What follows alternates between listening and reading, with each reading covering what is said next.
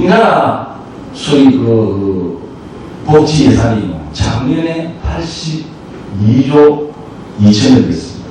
금융부장한테 원한 데가 92조 4천억, 6조 2천억이만 늘었습니다. 이거 나이 많은 고령화 사회가 되어서 급속도로 늘어납니다. 이제는 10년 지나면 이 2배는 넘습니다. 예산이 많이 가까워집니다. 어떻게 하겠습니까? 이런 것에 대한 진지한 토의가 되는 것다, 이런 생각을 갖습니다. 그런데 한국의 세금 내는 것은 26.5%입니다. 우리가 부담하는 조세담이, 우리가 소속되어 있는 EU의 평균 조세담은 38%입니다. 스웨덴처럼 그런 복지국가들은 45%가 넘습니다.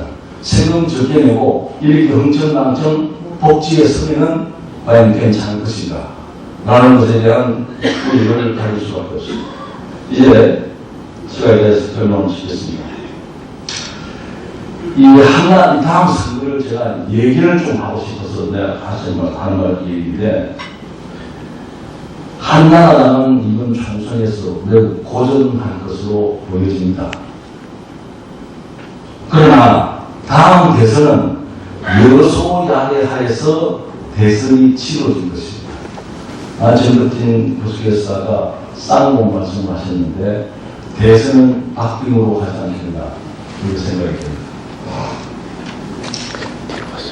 안철수가 어떻게 하느냐도 달려있지만 지금 한나라당 후보가 선두주자를 그대로 유지하고 있기 때문에 앞으로 비대위가 어떻게 한나라당을 꾸리느냐에 따라서 상당히 달라질 수도 있다. 여기서 중요한 변수는 이번 총선에서 종북 세력이나 좌파들이 많이 당선돼서 국회에 다수의석을 차지하고 있다면 대북정책, 대미정책, 대중정책이 혼란을 거듭할 것입니다. 따라서 미국과 북한은 남한의 선거에서 주시하고 있습니다. 특히 북한은 과거처럼 이 대선에서, 이 총선에서 어떤 정치적 개입을 할 것인지 잘 지켜봐야 됩니다. 2년 전에 있었던 지방자치 선거 때 평화냐 전쟁이냐는 부호가 나왔습니다. 상당한 영향을 주었습니다. 판세의 도움을 야당에 크게 도와줬습니다. 저는 정부에 있는 상당한 고위층을 만나서 들은 얘기입니다. 북한의 대북 전선 전략이 엄청나게 일으켰다는 사실에 놀라고 있습니다. 나하고 똑같은 결론을 내린 바 있습니다. 과거는 북한이 남한 선거에 개입하면 오히려 불리했습니다. 이제는 뒤바뀌고 있습니다. 북한은 미국의 언론을 가져올 줄 아는 능력을 가지고 있습니다. 제가 5년 북한 사람들하고 남북 국회의원 대표를 해봤습니다. 남한의 언론을 가져올 줄 압니다. 남한의 정치판을 가져올 줄 압니다. 내가 17번 만난 전용철이는 남한의 여론을 조장하는데 얘기를 보면 전문가입니다. 나이 18살부터 죽기까지 남한 TV 보고, 남한 잡지 보고, 남한 신문 보고 전략을 짜왔습니다. 5년 동안에 하는데 대표들이 수시로 바뀌었습니다. 북한의 근성은 대단히 우리에게 큰 영향을 주고 있습니다. 김정일이는 죽었지만은 김정일은 김정일과는 전혀 다릅니다. 권력 기관이 없습니다. 3대 스텝이라고 하는 정강지로 권력을 가지고 있습니다. 북한이라는 나라는 김일성의 나라입니다. 헌법전문에 김일성이라는 말이 17번 나옵니다.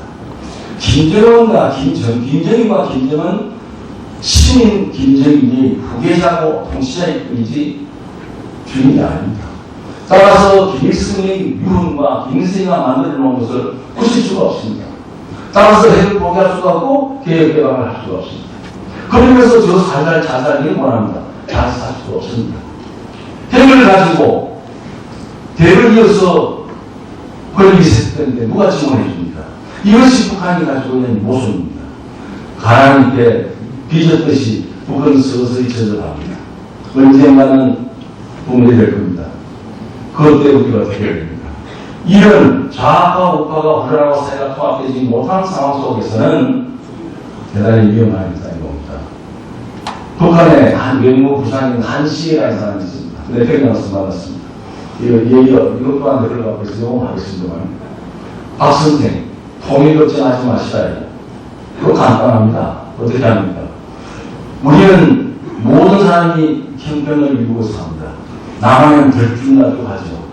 우리가 산 수준으로 쫙 떠서 얘기한다면 얼마나 우리보다 못삽니까? 그때는 90년 초반에 여러분 자살 때. 내가 당신들 수준을 모르니까 모르겠다 그랬더니 100%를 양보했어. 반이 우리보다 못산다고 합시다. 반이 우리보다 잘 산다고 그랬다. 나는 뭐 동시 투표하면 우리보다 못사는 사람을 어디에 펼치겠습니까? 남한 혁명 역량의 제고를 통해서 남한의 친북 정권을 수립하고 협상을 위해서 고려 연방제로 간직하는 것이 북한의 의도라는 사실을 제가 확인했습니다.